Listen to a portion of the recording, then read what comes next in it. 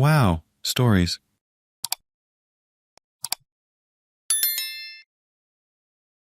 My fiance's family excluded me from our wedding plans, and he cheated at his bachelor party.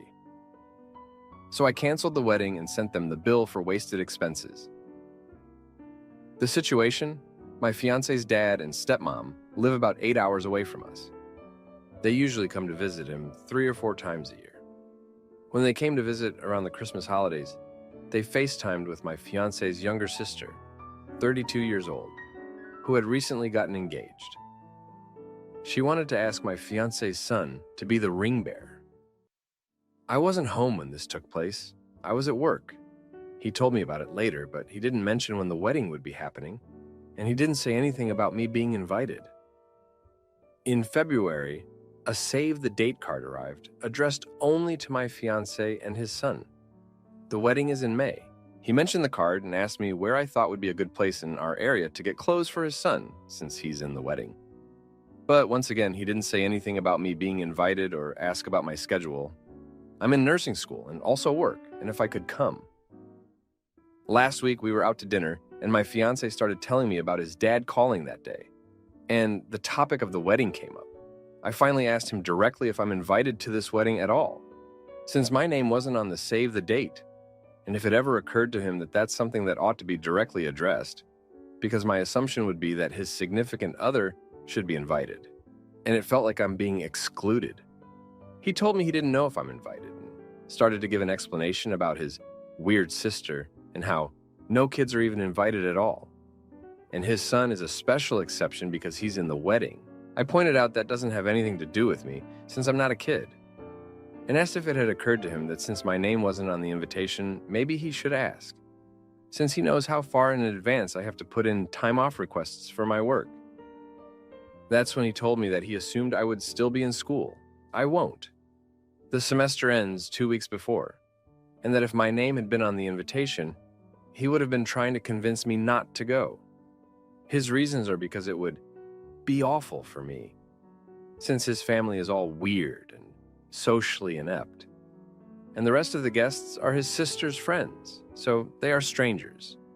His family is socially inept, as obviously evidenced by the fact that none of them have thought to directly address the question of whether their son, brother's fiancé is invited to his sister's wedding.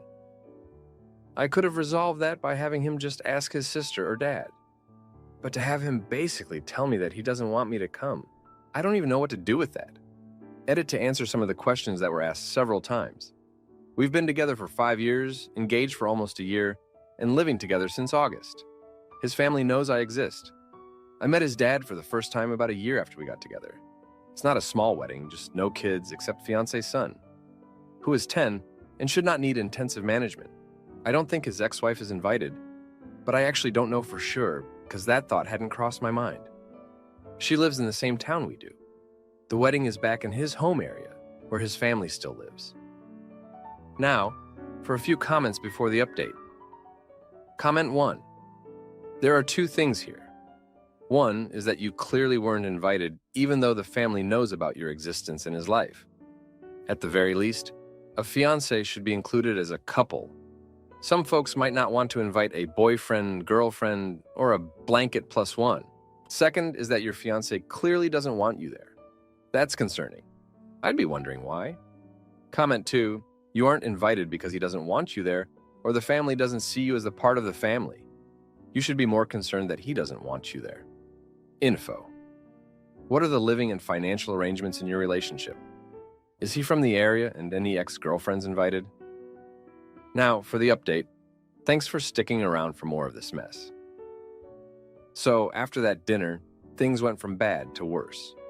My fiancé's sister, let's call her Miss Exclusive, decided to throw a curveball. She called my fiancé and, out of the blue, asked if he could help with the wedding expenses. Apparently, her budget was tighter than a jar lid that won't budge. My fiancé, bless his easily manipulated heart, agreed without batting an eye. And guess whose joint account he planned to dip into? Yep, ours. Now, I'm all for supporting family, but we're saving for our own wedding, and I'm in nursing school, remember? Money isn't exactly growing on trees. I told him straight up that it wasn't fair to make that decision without discussing it with me first. He got defensive, saying it was his money too, and that family comes first. I couldn't believe it. I was fuming, but I let it slide. Big mistake. A few days later, I came home to find him on the phone, laughing and joking. It was Miss Exclusive, and she was now asking him to be a part of the wedding party. The catch? The bachelor party was this weekend, and it was a destination event. He was all set to go, no questions asked. I was invisible in this equation, and it stung like a slap in the face. I had enough. I confronted him, asking why he was so eager to please his sister and completely disregard our relationship. He said I was overreacting and that I should trust him. Trust him? When he was acting like I didn't exist? I told him if he went to that bachelor party, he might as well stay there because he clearly didn't value what we had. He went anyway. And guess what? At the party, he got a little too cozy with one of Miss Exclusive's friends. The friend, feeling guilty, messaged me the next day, spilling the beans complete with pictures. There he was, my fiancé, looking a little too happy for a man whose fiancé was at home, stewing in betrayal. I was done. I packed his bags and left them outside the door. When he came back, he found the locks changed and his belongings waiting for him. He tried to apologize, said it was a mistake, that he was drunk. But I wasn't having any of it. I told him to go enjoy his sister's wedding because he clearly prioritized her over me. The aftermath was messy. His family called, demanding to know why I'd locked him out. I told them the truth. They were shocked, but I could tell some of them weren't surprised. Miss Exclusive called me, furious that I'd caused drama before her big day. I told her she could keep her wedding and her brother. I was out. But karma has a funny way of coming around. The wedding? It was a disaster. Miss Exclusive's fiancé got cold feet and bailed the morning of. The wedding was called off, and all the money my fiancé had poured into it, down the drain. He came back to me, begging for forgiveness, but I was already moving on. I focused on my studies and work, and I was better off without the drama.